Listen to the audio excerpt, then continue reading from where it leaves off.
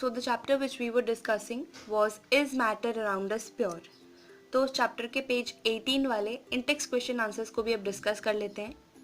So the very first question is differentiate between homogeneous and heterogeneous mixtures with examples. Homogeneous और heterogeneous mixtures में आपको differentiation बताना है और examples के साथ.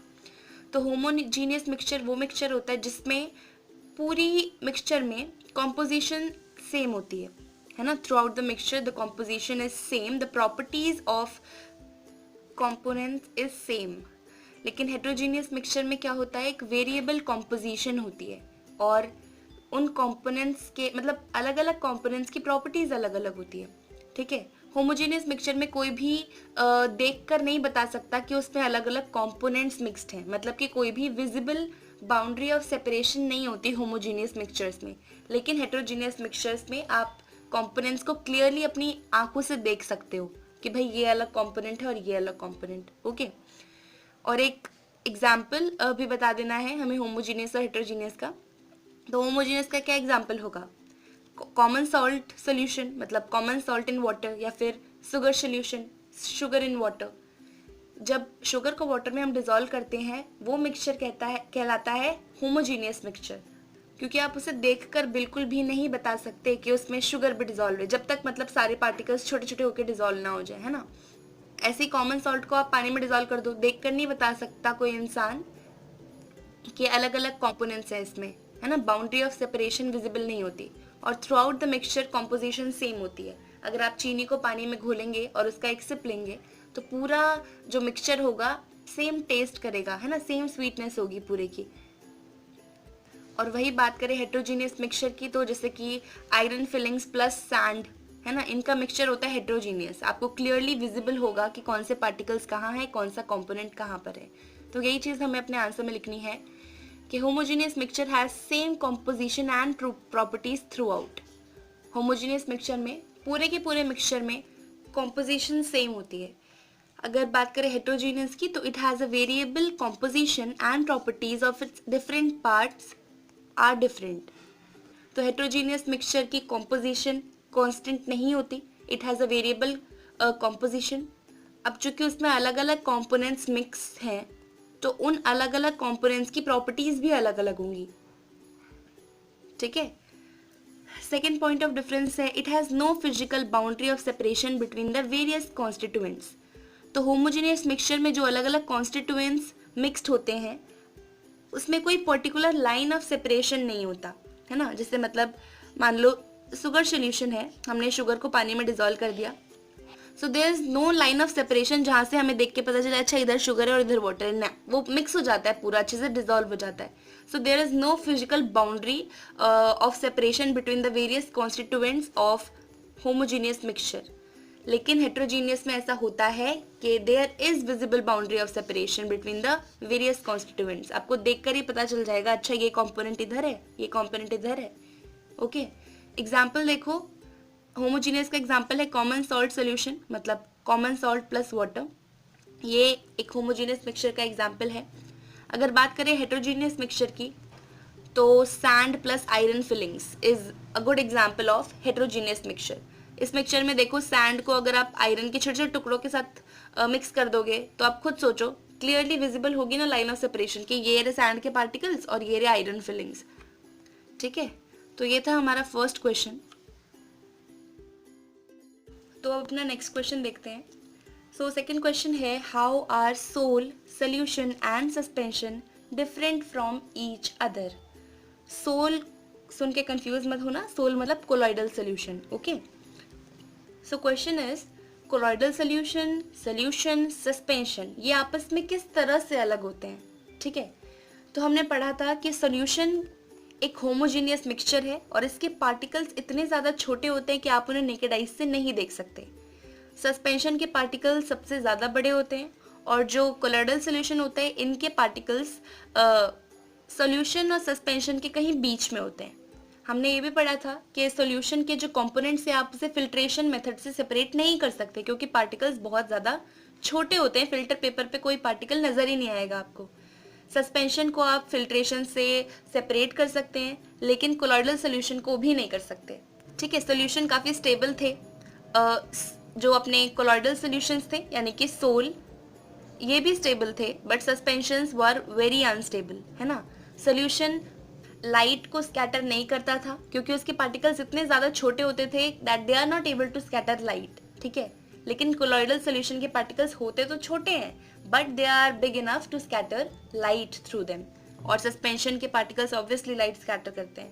तो ये थे कुछ point of differences colloidal solution और सस्पेंशन के बीच में। तो कैसे लिखा है मैंने, देखो यहाँ पर, the size of solute particles is smaller than 10⁻⁻9 metre या फिर 1 नैनोमीटर।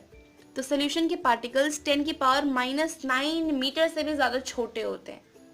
सोचो आप कितने छोटे होंगे, 10⁻⁻9 का मतलब है 1/10⁻⁹, मतलब 1/100009 टाइम्स 0, मतलब इतने छोटे होते हैं पार्टिकल्स। तो ये साइज तो पहला पॉइंट ऑफ डिफरेंस है ना। जो अपने सोल होते हैं मतलब कोलॉइडल सोल्यूशन, इनके जो पार्टिकल्स का साइज होता है it is around 10⁻⁻7 to 10⁻⁻9 metre. It is somewhere between these two quantities, okay. और सस्पेंशन की बात करें तो इनके पार्टिकल्स का साइज 10⁻⁻9 मीटर से ज़्यादा होता है, ओके। तो सबसे छोटे सॉल्यूट के पार्टिकल सॉल्यूशन के, सबसे बड़े सस्पेंशन के, और कोलॉइडल सॉल्यूशन के कुछ intermediate. It's component can't be separated by filtration. अगर सॉल्यूशन की बात करते हैं तो इसके कंपोनेंट्स को आप फिल्ट्रेशन मेथड से सेपरेट नहीं कर सकते क्योंकि वे पार्टिकल से इतने ज़्यादा छोटे होते हैं, फिल्टर पेपर पे कुछ नज़र ही नहीं आएगा आपको। अगर कोलॉइडल सॉल्यूशन की बात करें तो उसके कंपोनेंट्स को भी हम फिल्ट्रेशन से सेपरेट नहीं कर सकते, लेकिन सस्पेंशन के कंपोनेंट्स को हम फिल्ट्रेशन से सेपरेट कर सकते हैं, ठीक है। Solutions are very stable. Solutions बहुत स्टेबल होते हैं। स्टेबल मतलब अगर आप इनको अनडिस्टर्ब्ड छोड़ दो, बिना उन्हें हिलाए डुलाए, तो जो पार्टिकल्स होंगे अपने सॉल्यूशन के वो बिल्कुल भी स्टेबल नहीं होंगे, मतलब सेटल डाउन नहीं होंगे। लेकिन अगर सस्पेंशन की बात करो तो अगर पार्टिकल्स को डिसॉल्व करके छोड़ दो तो क्या होता है कि सस्पेंशन के पार्टिकल्स थोड़ी देर बाद वेसल में नीचे सेटल डाउन हो जाते हैं, विच मीन्स के अपना सस्पेंशन काफ़ी अनस्टेबल होता है। जो अपना कोलॉइडल सोल्यूशन होता है ये it is quite stable, particle settle down नहीं होते हैं, ठीक है। So solutions are very stable, a sol is quite stable but suspensions are unstable. आखिरी पॉइंट ऑफ डिफरेंस है स्कैटरिंग ऑफ लाइट का। Solution does not scatter the beam of light passing through it. Solution light को scatter नहीं करते because the particles are very small that they are not able to scatter the light. अगर मैं colloidal solution की बात करूँ तो it scatters the beam of light, although the particles are very very small but they are big enough to scatter light.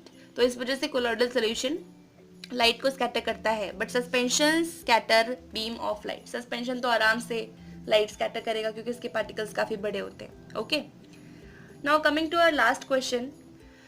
So question is to make a saturated solution 36 gram of sodium chloride is dissolved in 100 gram of water.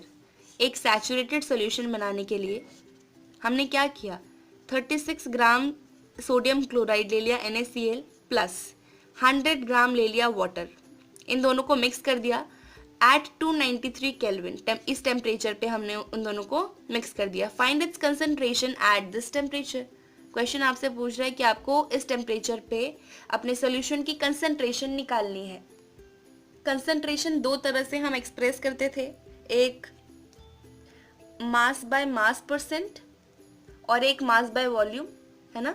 Mass by volume तब जब हमें solution litres में given हो, but यहाँ पर देखो आप solute जो हमारा NaCl है लिखा है 36 ग्राम, मतलब उसका मास गिवन है तो 1 ग्राम में हमें गिवन है, और जो हमारा सॉल्वेंट है वाटर देखो ये भी 100 ग्राम गिवन है, तो दोनों ही चीज़ें हमें ग्राम्स में गिवन है। So we will calculate mass by mass percentage of this solution. Mass by mass percentage का इस्तेमाल करके हम इसकी कंसंट्रेशन को एक्सप्रेस करेंगे। तो फिर से एक बार क्वेश्चन पढ़ते हैं। To make a saturated solution 36 gram of sodium chloride is dissolved. अब 36 ग्राम सोडियम क्लोराइड क्या है, सोल्यूट है। सोडियम क्लोराइड को डिजॉल्व किया गया है इन 100 grams of water at 293 kelvin. तो सॉल्वेंट यहाँ पर क्या है, वाटर। वाटर में हमने NaCl को डिजोल्व किया, सॉल्ट को डिजोल्व किया, so NaCl is the solute and water is the solvent. अच्छा, now we have to find the concentration. Concentration कौन सी? मास बाय मास, क्योंकि दोनों ही चीज़ें हमें ग्राम्स में गिवन है. तो कंसंट्रेशन का फॉर्मूला होता है mass of solute upon mass of solution into 100. याद होगा आपको, दो ही तो फॉर्मूले थे, mass of solute upon volume of solution into 100 और दूसरा था mass of solute upon mass of solution into 100. हमने इस फॉर्मूले का यूज़ किया because both the things were given in grams. Okay, so mass of solute हमें कितना गिवन है? 36 ग्राम, साफ साफ पता है. मास ऑफ सोल्यूशन हमें गिवन नहीं है, लेकिन हमें पता है solute plus solvent is solution, so this plus this will be the mass of solution. क्या करेंगे हम? 36 प्लस 100 ग्राम्स इंटू 100. अब कर दो इसे सॉल्व, बेसिक मैथ है. It is 136 grams into 100. काट पीट के जो आंसर आएगा वो होगा 26.47%. तो ये आ गई हमारी मास by mass percentage of a solution, मतलब कि ये हमारी आ गई कंसंट्रेशन ऑफ द सोल्यूशन. तो हमारे पेज 18 पर तीन क्वेश्चंस थे, जिसमें से 2 थियोरेटिकल थे और एक हमारा न्यूमेरिकल था. तो हमने तीनों की तीनों क्वेश्चन आंसर्स को डिस्कस कर लिया. अगर आपको इन तीनों में से किसी भी क्वेश्चन में डाउट होता है उसे कमेंट सेक्शन में पूछें. अब आगे आने वाले वीडियोस में हम अपना बचा हुआ चैप्टर कंप्लीट करेंगे. 2-3 सेपरेशंस रहती हैं और फिजिकल चेंज और केमिकल चेंज रहता है बस. तो फिलहाल इस वीडियो के लिए इतना ही और आपसे मिलते हैं आगे आने वाले वीडियोस में. तब तक के लिए bye bye, take care, have a great day.